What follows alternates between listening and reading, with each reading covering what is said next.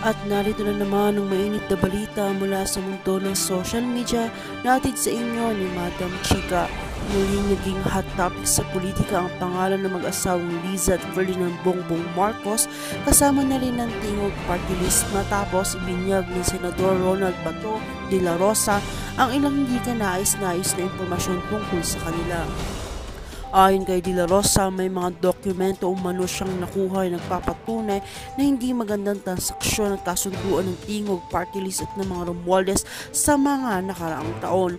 Agad ito naging usap-usapan sa buong bansa at nagdulot ng mga tanong ukol sa integridad ng mga nasabing personalidad.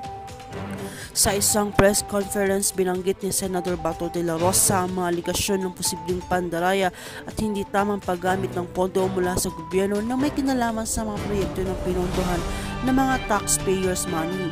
May mga ebidensyang hawak na nagpapatunay na may mga hindi tamang transaksyon ang ginawa ng Tingog Party List, isang kilalang grupo nagsusulong ng mga proyekto sa mga kababayan sa mga lugar na apektado ng kalamidad at ibang mga issue. Hindi rin pinalampas ni De La Rosa ang papel ng mag-asawang Romualdez at mga aligasyon ng katiwalian.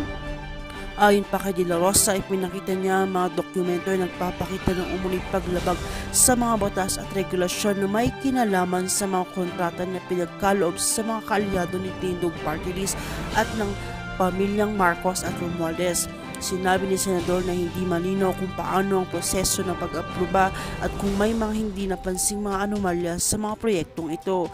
Kabilang na dito ang mga proyekto na hindi natapos o naipatupad ayon sa plano na anya'y nagdulot ng kalituhan sa mga mamamayan at sa gobyerno. Sa kabilang banda, hindi pinalampas ni Liza at Romualdez ang mga pahayag ni De La Rosa at agad naglabas ng reaksyon sa pamamagitan ng kanyang social media accounts. Ayon kay Liza, ang mga akusasyon na ibinato sa kanila ni De La Rosa ay walang batayan at bahagi lamang ng mga patuloy na paninira laban sa kanyang pamilya. Tinutukoy niya mga ito bilang isang political move upang siraan ang kanilang reputasyon, lalo na't ang kanilang pamilya ay may malaking impluwensya sa kasulukuyang administrasyon. Samantala si Speaker Ferdinand Bongbong Marcos ay nagbigay din ng kanyang reaksyon, sinasabing hindi siya papayag na basta-basta matalapatangan ng kanilang pamilya na walang sapat na pruweba.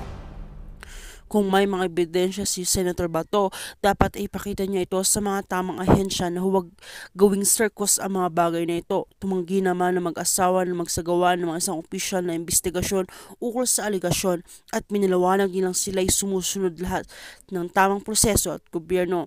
Sa isyong ito ay tiyak na magpapatuloy na magiging sentro ng mga diskusyon ng Senado at sa mga susunod na araw. Habang umaabot na sa mamamayan ng mga pahayag ni Senator Bato de la Rosa, inaasahang magkakaroon pa ng mga karagdagang hakbang upang matukoy kung totoo nga ba ang aligasyon laban sa Tingog Party List at sa mag-asawang Marcos at Romualdez.